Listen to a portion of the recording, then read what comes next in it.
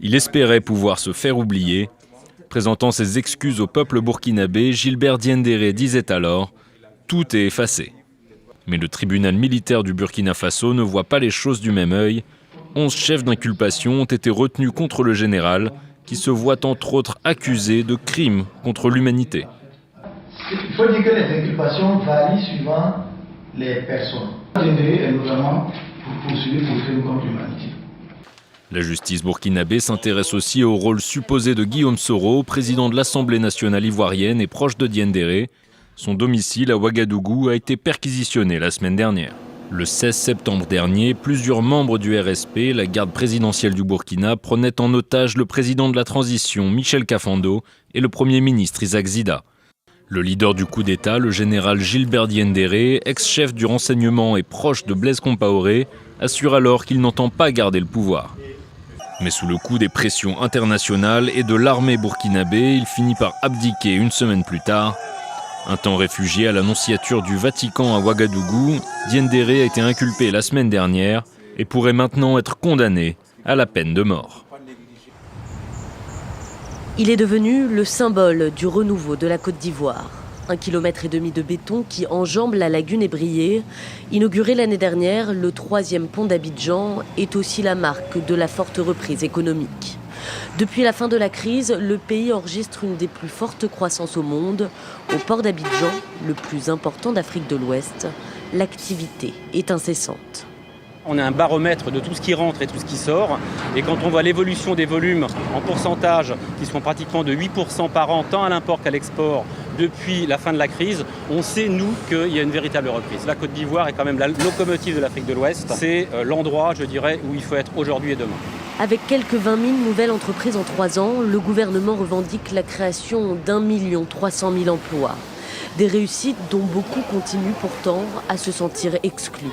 Certains quartiers, parmi les plus pauvres, ont été détruits, leurs habitants délogés. La zone était jugée à risque d'inondation, trop dangereuse.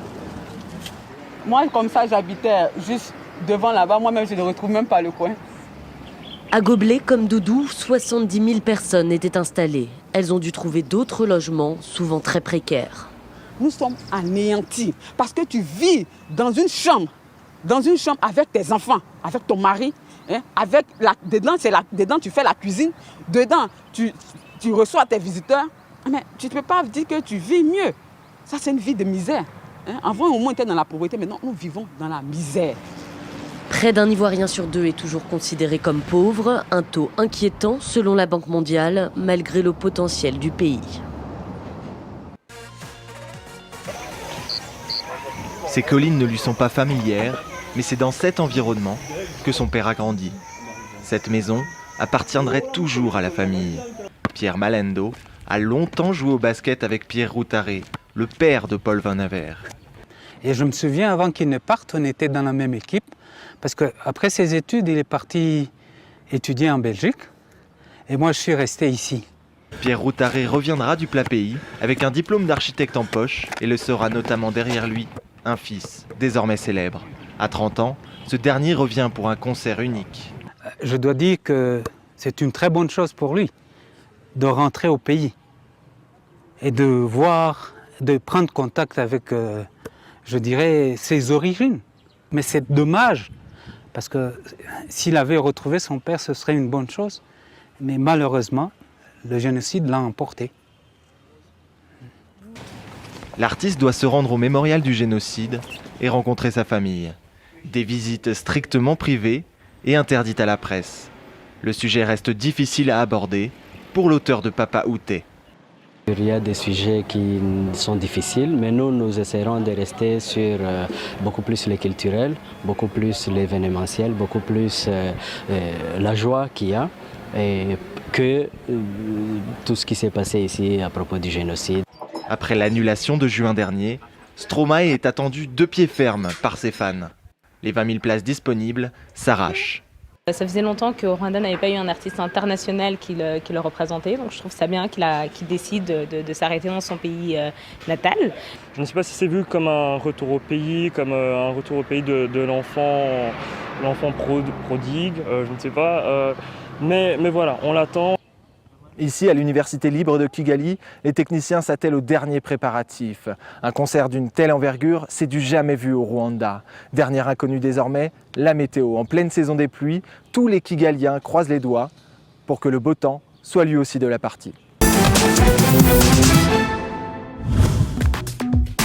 Il a 99 problèmes et se rend au tribunal pour essayer d'en régler un. On a vu Jay-Z quitter la cour où le rappeur a passé 90 minutes à témoigner sur la violation de droits d'auteur de son titre de 1999, Big Pimpin'. Sur la chanson de Jay, on peut entendre de la musique arabe qui a été soigneusement examinée. Jay-Z et Timbaland sont poursuivis en justice par le compositeur de la mélodie arabe, bien que Jay-Z ait maintenu qu'il détient les bons droits d'auteur et qu'il ait cité la chanson originale dont il a utilisé un extrait. Ce problème n'est pas nouveau et a pris en fait 8 ans avant d'atterrir au tribunal. On se demande combien de billets verts ce petit incident musical va lui coûter. Leonardo DiCaprio a un nouveau projet en vue.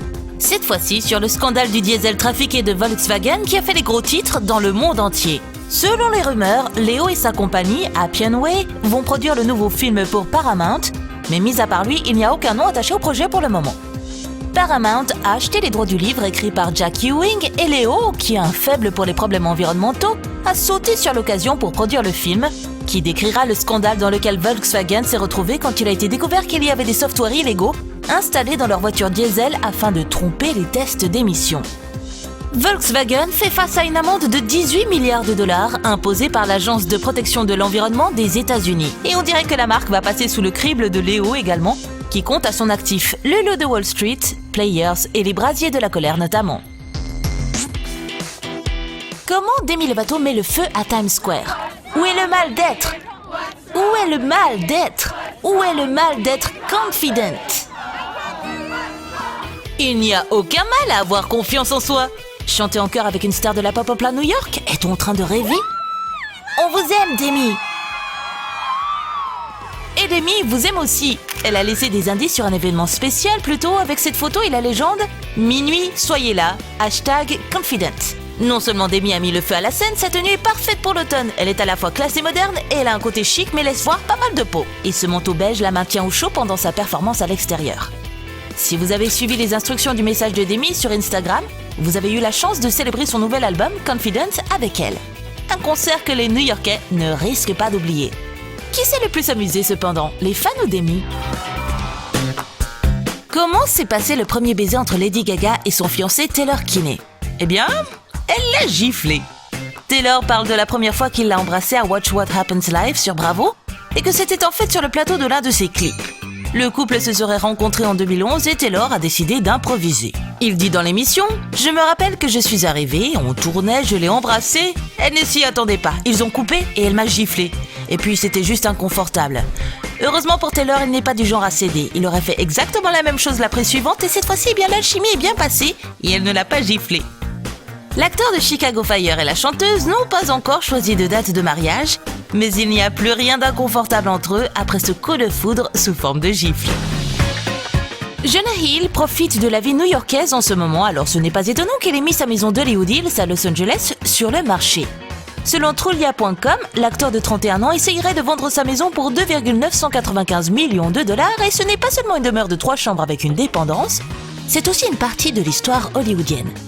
La maison aurait été construite en 1959 et serait tout à fait à sa place dans les collines, avec sa salle de cinéma, son studio de yoga, sa piscine et son terrain de sport. Ce qu'on veut dire, c'est que c'est une très bonne offre pour une jeune étoile montante.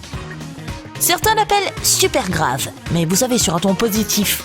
Jonah aurait acheté la maison pour un peu moins de 2 millions de dollars en 2010, alors il va même faire un joli profit. Et selon le Daily Mail, le nouveau propriétaire va baigner dans le charme hollywoodien. Vous verrez, l'une de ces stars de YouTube va l'acheter. Les Kardashian veillent au chevet de la Marodome et la famille a maintenant fait une annonce. Kim, Khloé, Kendall et Kylie ont toutes des applications et leur propre site internet, mais elles n'ont rien mis à jour depuis l'hospitalisation de Lamar. Elles ont maintenant dit dans une annonce En tant que famille, nous avons décidé de nous abstenir de publier quoi que ce soit sur nos apps, pendant qu'on continue de soutenir et de prier pour Lamar. Merci pour votre gentillesse et votre compréhension durant ces temps difficiles. Selon TMZ, Lamar ne montrerait pas d'amélioration et il n'aurait toujours pas repris conscience. On est sûr que les Kardashian continueront d'être à ses côtés.